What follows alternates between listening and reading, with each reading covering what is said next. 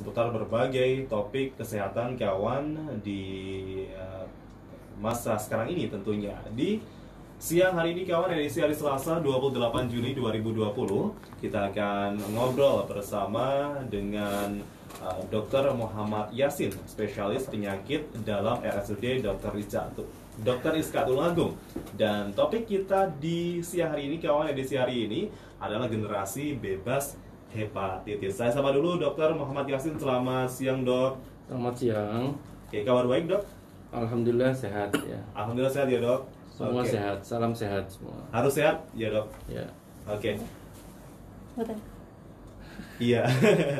Dan juga kalau berkasa adapun siang hari ini yang ingin berbagi aspirasi Anda ataupun berbagi pendapat ataupun yang ingin bertanya langsung pada Dr. Muhammad Yasin, kawan spesialis penyakit dalam RSUD Dr. Rizka Tulungagung, Anda bisa langsung sampaikan di jalur telepon, bisa di 335511 atau di jalur SMS WhatsApp 081556 700 222. Sekali lagi kawan, topik kita di siang hari ini, edisi talkshow bersama RSUD Dr. Rizka Tulungagung, adalah generasi bebas hepatitis.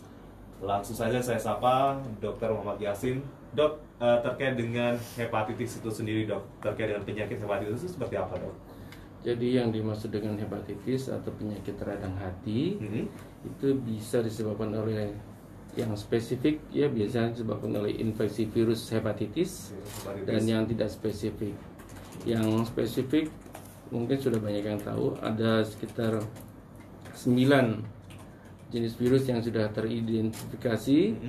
Dan yang terkenal itu ada 5, yaitu hepatitis A, hepatitis B, hepatitis C, hepatitis D, dan hepatitis E.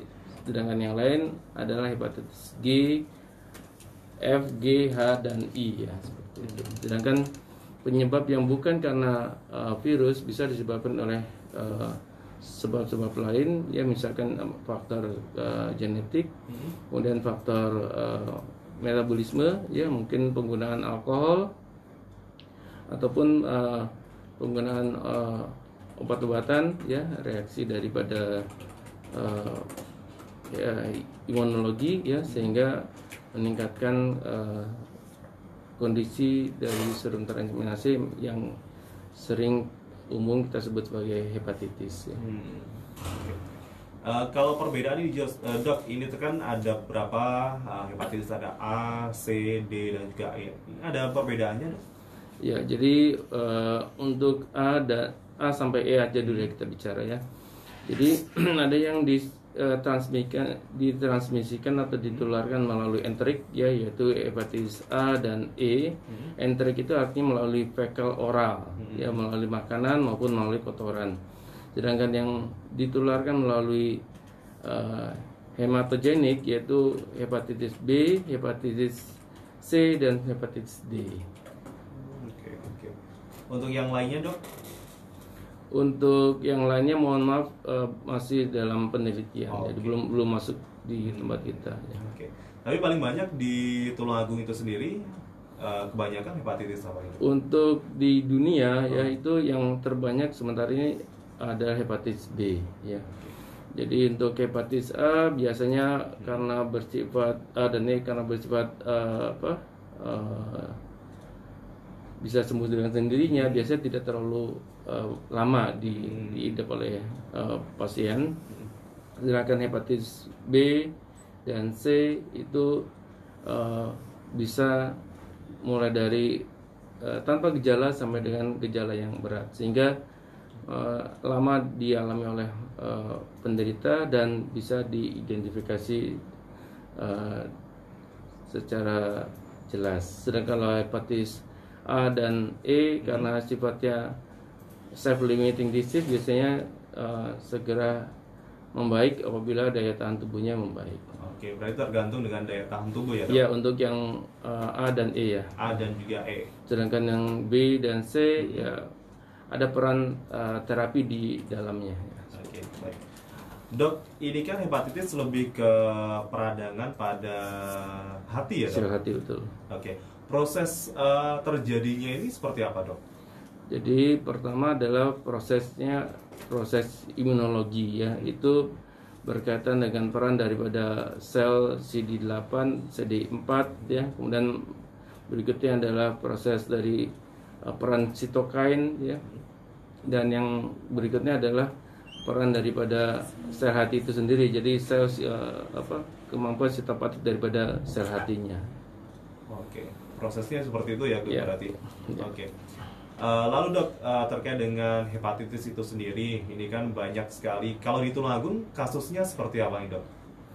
Untuk hepatitis ya, itu sendiri. jadi untuk yang di Tulungagung memang yang kami hadapi di Poli ya banyak kan adalah kasus hepatitis B ya, terbanyak hepatitis B, kemudian mengalami komplikasi kronis misalkan sirosis, hepatis sampai dengan kondisi hepatocellular karsinoma. Kemudian berikutnya adalah kasus hepatitis C ya. Kemudian berikutnya adalah hepatitis A. Sedangkan yang lain mohon maaf masih belum bisa kita identifikasi. Oke. Berarti terbanyak tadi hepatitis B betul ya. Di Tulungagung. Kalau terkait ini dok, terkait dengan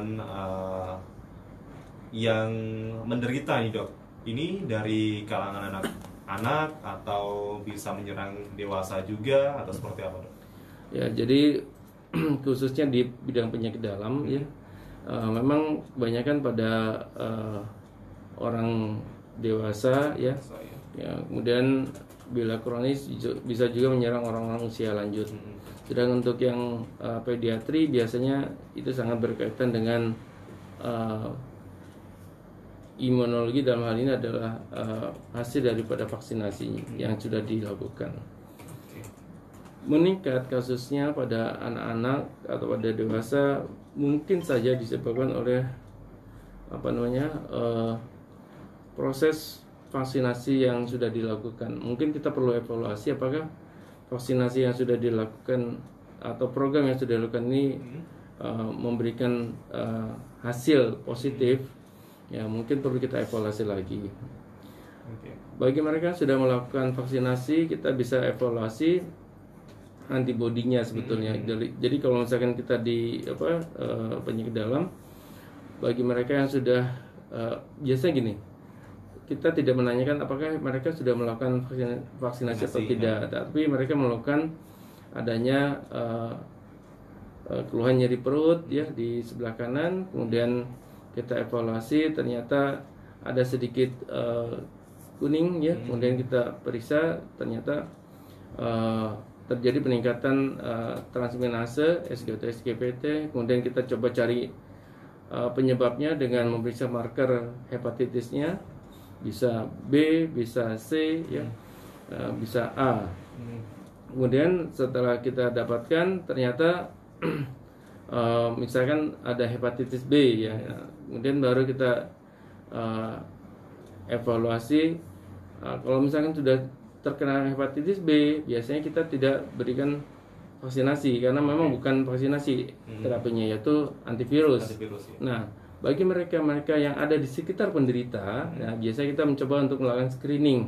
Nah, pada saat itulah kita bisa melakukan pemberian terapi vaksinasi manakala HBsAg-nya negatif, kemudian kita cek ya kalau misalkan antibodinya masih rendah, maka kita berikan vaksinasi. Nah, setelah divaksinasi kita bisa evaluasi sekitar 2 minggu berikutnya untuk melihat antibodi yang sudah terbentuk. Ya, jadi antibodi anti HBsAg itu bisa kita periksa untuk melihat kadar atau titer daripada antibodi yang sudah terbentuk.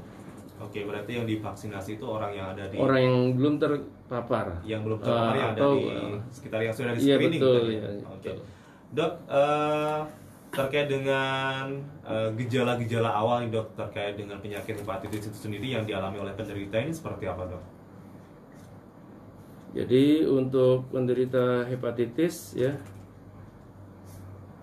itu ada gejala fase inkubasi ya, fase inkubasi. Jadi biasanya fase inkubasi adalah fase di mana virus masuk ke dalam tubuh. Biasanya hampir tanpa gejala biasanya ya. Kemudian berikutnya adalah fase prodromal. Ya, fase prodromal atau preiterus ya, di mana fase prodromal biasa dia alami keluhan-keluhan seperti demam, ya, rasa tidak nyaman di tubuh kita, rasa pegel-pegel dan sebagainya, itu adalah gejala-gejala daripada prodromal. Mual bisa juga, ya, atau nyeri perut itu juga bisa merupakan gejala daripada fase prodromal. Kemudian fase yang lebih lanjut adalah fase iterus, ya, biasanya muncul setelah 5 sampai 10 hari inkubasi. Kemudian muncul mata kuning, terutama mata, ya, jadi yang diperiksa adalah di sklera matanya. Jadi biasanya dengan mengangkat kelopak mata kita bisa melihat sklera daripada penderita apakah kuning atau iterus. Kemudian fase berikutnya adalah fase konvalesen. Fase konvalesen biasanya adalah fase penyembuhan. Untuk fase konvalesen hepatitis A dan E biasanya sembuh dengan sempurna, sedangkan untuk B dan C biasanya menjadi penyakit hati kronis. Oke. Tadi disampaikan juga dok terkait dengan penyebab penyakit hepatitis ini bisa dari genetik juga ya dok? Iya. Mungkin bisa dijelaskan dok terkait dengan genetik ini, berarti terkait dengan keturunan ya? Betul. Nah, ini yang sedang kita lakukan, bagaimana mencoba menghambat, ya, keturunan yang lahir itu bebas dari hepatitis, khususnya hepatitis B, ya. Sehingga pada ibu-ibu hamil yang mengalami hepatitis B itu kita periksa, kemudian kita periksakan HBV DNA-nya atau viral load-nya, kemudian kita berikan terapi antivirus, sehingga diharapkan bayi yang lahir, ya, itu sudah memiliki memori, ya, terhadap virus itu, sehingga tidak menderita hepatitis B. Biasanya kejadian-kejadian sebelumnya tanpa pemberian antiviral ataupun imunoglobulin, ya, bayi-bayi yang lahir sering mengalami hepatitis atau menderita hepatitis B. Nah, sejak awal kita sudah memberikan terapi kepada ibunya yang hamil tadi, supaya bisa atau waspada terhadap kemungkinan bayi yang lahir nanti menderita hepatitis B. Oke, berarti secara preventif ini sejak dini ya dok, ya, dari ibu hamilnya. Ya, jadi prevensi sebelum bayi lahir, karena bisa saja terjadi penularan pada saat bayi itu lahir, ya, melalui istilahnya penularan vertikal, bisa juga melalui penularan hematologik. Mungkin waktu bayi lahir kemudian menyusui, ya, bisa terjadi luka-luka di sekitar puting susu, kemudian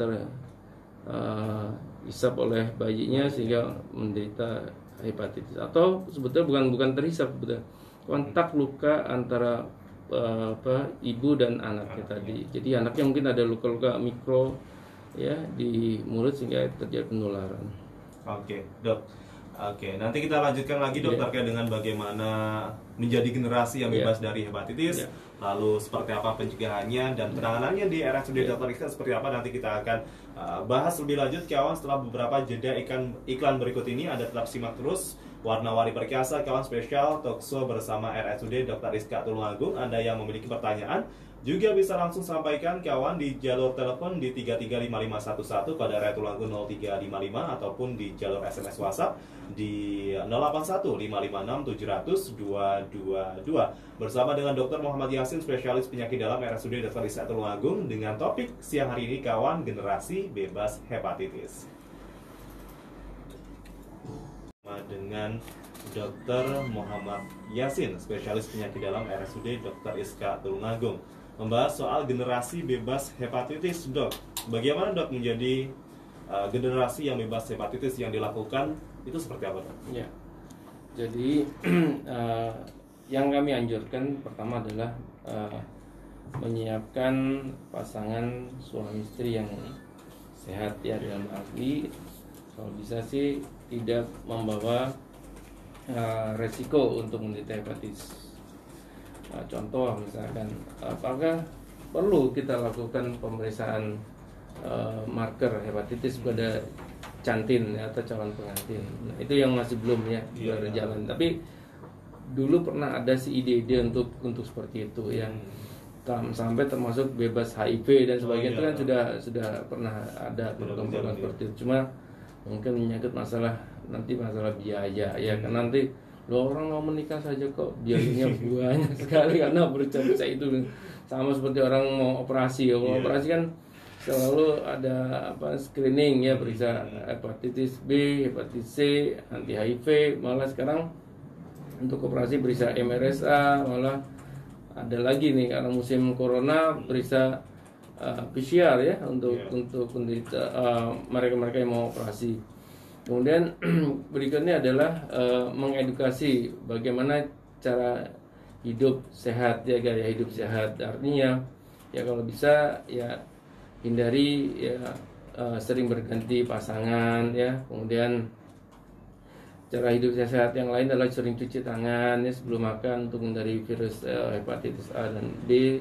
Kemudian hindari penggunaan narkoba, penggunaan jarum suntik untuk menghindari hepatitis B dan C dan D barangkali gitu. Kemudian sebaiknya berobat ke tenaga kesehatan bila mengalami keluhan-keluhan yang mungkin disebabkan oleh virus hepatitis. Kemudian berikutnya selain penyiapan tadi untuk calon pengantin, penyiapan juga untuk ibu-ibu yang hamil ya. Sekarang ibu-ibu yang hamil dianjurkan untuk memeriksakan marker hepatitis dengan harapan bahwa sejak dini ya, seperti tadi yang sudah disampaikan, ibu-ibu hamil bisa menyiapkan bayi-bayi yang lahir nanti adalah bayi-bayi yang bebas dari hepatitis ya. Biasanya kami dari penyakit dalam menerima konsulan atau rujukan dari bagian kandungan atau obstetrik ginekologi manakala ada ibu hamil yang hasil pemeriksaan darahnya HbSAg-nya positif, berarti kemudian ibu ini menderita hepatitis B kronis. Kemudian kami follow up biasanya dengan pemeriksaan HbAg. HbAg itu untuk melihat apakah fase akut atau fase kronik. Kalau fase akut biasanya HbAg-nya meningkat. Kemudian kami juga memeriksakan SGOT-SGPT untuk melihat tadi proses infeksinya ya, akut atau kronis tadi. Kemudian selain itu kita juga memeriksakan viroid atau jumlah virusnya, di mana jumlah virus ini nanti akan memberikan parameter keberhasilan daripada antivirus yang diberikan ya, seperti itu.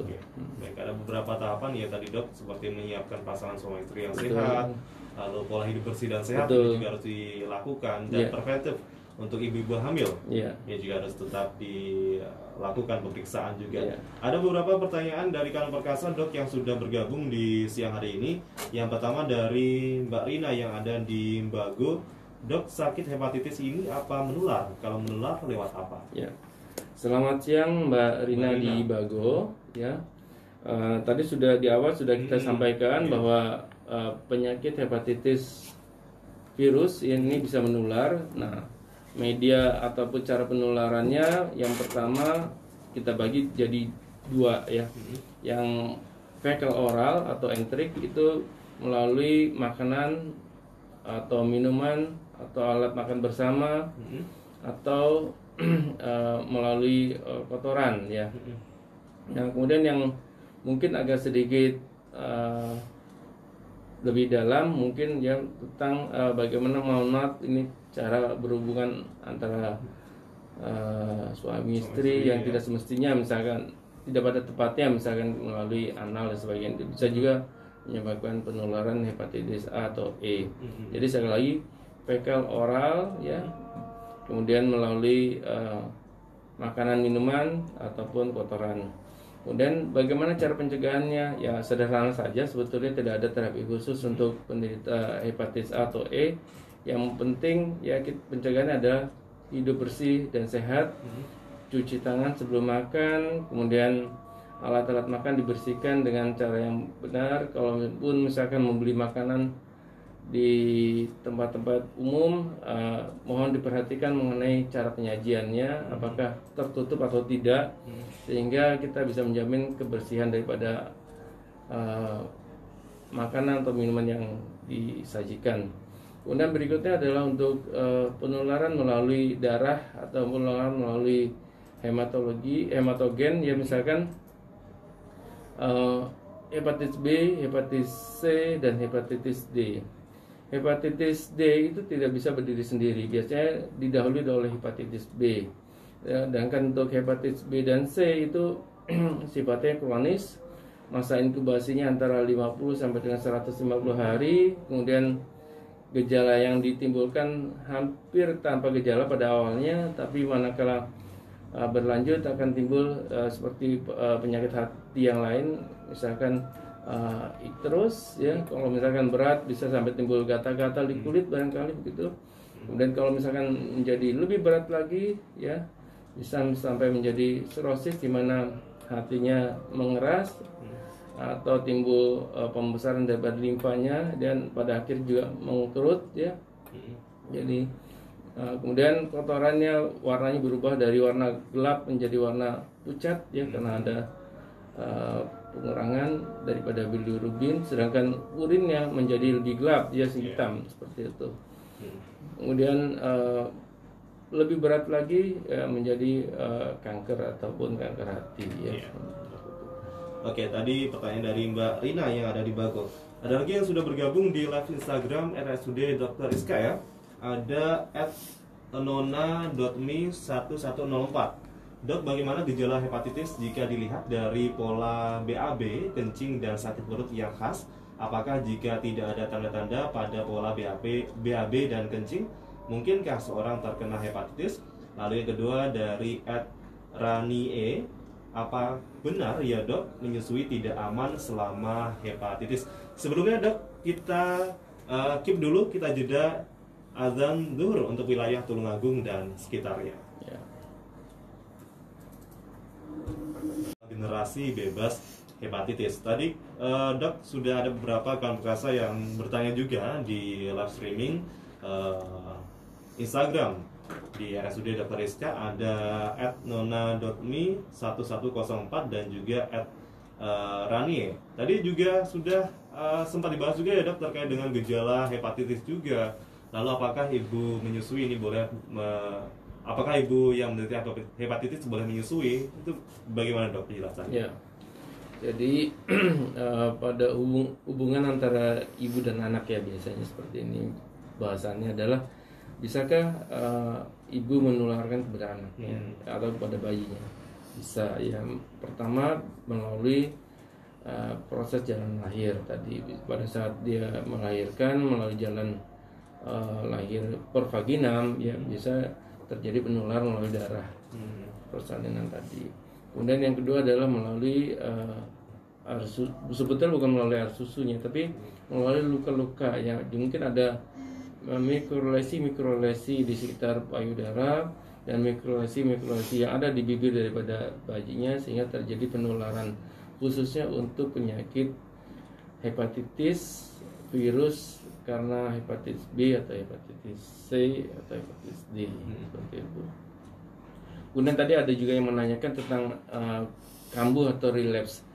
Jadi penyakit hepatitis bisa relapse, ya, khususnya untuk hepatitis A. Ya, jadi pada hepatitis A bisa terjadi relapse. Sedangkan pada hepatitis B atau hepatitis C biasanya bukan relapse, tapi biasanya karena memang mungkin pada saat pengobatan sudah membaik, ya, di mana virus itu sudah sangat rendah. Jadi sekali pengobatan antivirus itu tidak menghilangkan virusnya, tapi menekan atau mensupresi daripada virusnya sampai dengan jumlah yang terendah, dan setelah berhenti ataupun mengurangi obatnya, pada suatu ketika daya tahan tubuhnya menurun sehingga virusnya timbul lagi atau meningkat lagi. Nah, itu kita anggap sebagai suatu relapse, ya. Jadi akut on chronic, ya, pada penderita hepatitis B atau hepatitis C.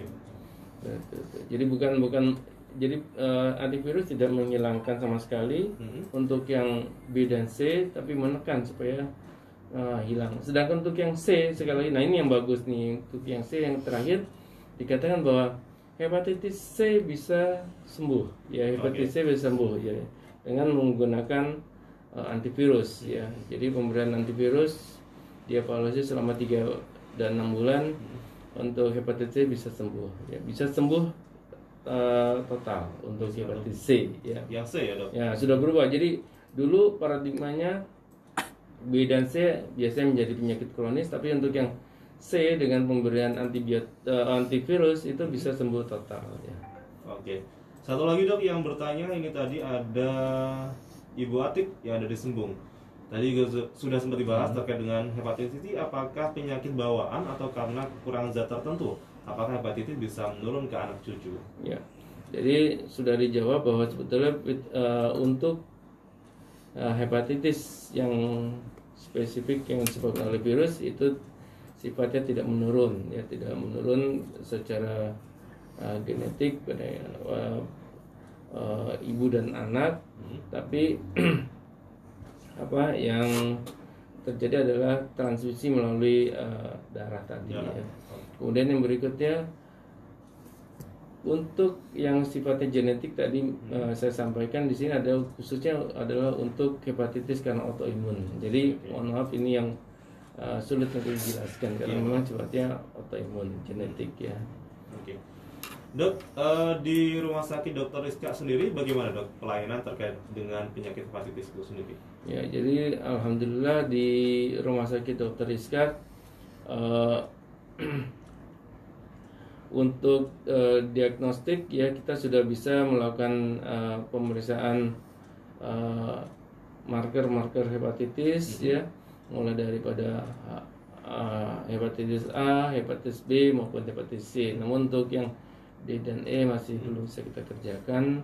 Kemudian untuk pemeriksaan viral load ataupun jumlah virus untuk yang B kita juga sudah bisa kerjakan di tempat kita. Kemudian untuk pemberian terapinya untuk yang A karena sifatnya self-limiting disease ya biasa kita minta pasien untuk istirahat, kemudian makan yang cukup, minum cukup, kemudian akan dengan sembuh dengan sendirinya. Namun harus hati-hati untuk infeksi hepatitis A ini juga paling sering yang menimbulkan namanya fulminant hepatitis, di mana pada saat itu penderita sangat lemah, kemudian timbul mata kuning yang dalam, kemudian kadang-kadang bisa timbul perdarahan, ya kesadaran menurun atau ensefalopati, dan terjadi gangguan pembukaan darah ya akibat ya tadi saya bilang perdarahan akibat gangguan pembukaan darah atau koagulopati, dan kondisinya sangat menurun dan akhirnya bisa meninggal. Jadi untuk yang hepatitis A ya. Kemudian untuk yang B tadi sudah saya sampaikan bahwa untuk pemberian antivirus sudah bisa kita berikan di rumah sakit Dr. Iskak. Ya, untuk yang terakhir adalah dengan pemberian antivirus tenofovir ya. Tenofovir 1 kali sehari 1 kali 300 mg. Kemudian untuk yang C mohon maaf belum bisa diberikan di tempat kita, tapi mudah-mudahan di tahun-tahun mendatang kita bisa memberikan antivirus hepatitis C karena kita sedang memberangkatkan tenaga menyekolahkan salah satu penyakit dalam kita untuk menjadi konsultan gastroenterohepatologi. Oke, baik, proses ya dok? Ya. Oke. Ongoing proses. Iya. Kalau ada masyarakat sendiri yang mungkin memiliki gejala hepatitis, ini prosesnya menuju Dr. Rizky Atul Agung seperti apa dok? Yang pertama harus dilakukan, lalu kesananya seperti apa perawatannya? Ya. Jadi bila tanpa gejala biasanya kan datangnya ke vaskes 1 ya. Dan dari vaskes 1 sudah diperiksakan biasanya HBsAg-nya ya, diperiksakan marker hepatitis B untuk HBsAg. Kemudian untuk yang hepatitis C mungkin agak mahal karena anti HCV agak mahal, biasanya dirujuk ke tempat kita. Jadi yang biasanya yang paling banyak adalah hepatitis B, dikirim ke tempat kita, kemudian di poli kita lakukan pemeriksaan seperti yang tadi saya sudah sampaikan ya. Apakah ini fase akut atau fase kronis? Kalau fase akut biasanya ditandai dengan peningkatan daripada HbAg ya, hemoglobin E ya. Kemudian kalau misalkan SGOT-SGPT ataupun serum transaminase juga biasanya meningkat ya. Pada saat seperti ini adalah saat yang tepat sebetulnya kita melakukan terapi, karena biasanya angka keberhasilannya menjadi lebih tinggi dibandingkan kalau misalkan SGOT-SGPT-nya tidak terlalu tinggi, tidak lebih dari 2 kali nilai normal, biasanya hasil terapinya tidak terlalu baik ya. Seperti itu. Kemudian untuk berikutnya sebagai syarat untuk pemberian antivirus seperti yang tadi sudah di depan kita sampaikan, itu adalah dengan memeriksakan HBV-DNA. HBV-DNA itu kita bisa menghitung jumlah virusnya ya. Kemudian setelah itu kita berikan terapi, dan setiap 3 bulan atau 6 bulan kita akan evaluasi mengenai kondisi daripada virusnya. Iya, oke dok. Satu lagi dok, singkat, ada satu pertanyaan dari @sitirani24 dari live streaming Instagram RSUD Dr. Rizka. Hepatitis B apakah bisa berkembang menjadi sirosis hepatitis? Ya, tadi juga sebetulnya sudah kita sampaikan ya, untuk hepatitis B dan C bila tidak diterapi bisa menjadi penyakit hati kronis dan pada suatu ketika akan menjadi sirosis atau kanker hati ya. Kira-kira ya persentasenya ya untuk yang menderita sirosis ya mungkin sekitar 5-10% dari ya. Dan untuk yang kanker hati sekitar 1% gitu. Tapi mohon maaf, data ini bisa saja berbeda ya karena referensi yang kita pakai. Oke. Kebetulan di Indonesia memang data pasti daripada penderita hepatitis belum ada ya secara pasti ya. Namun diperkirakan sekitar 1 di antara 10 penduduk Indonesia menderita khususnya hepatitis D ya. Oke. Maka program-program mengeradikasi atau mengeliminasi ya penderita-penderita dengan hepatitis B itu sudah mulai kita galakan ya.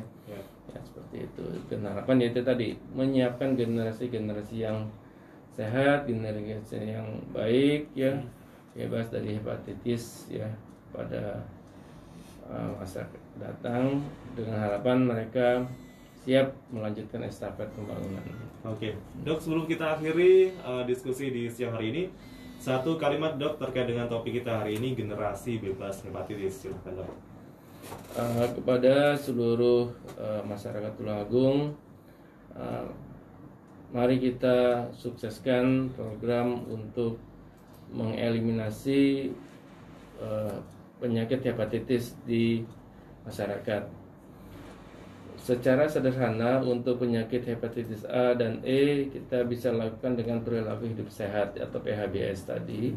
Sedangkan untuk yang B dan C kita bisa berikan terapi antivirus sehingga penyakit itu tidak berkembang menjadi penyakit hati kronis ataupun kanker hati.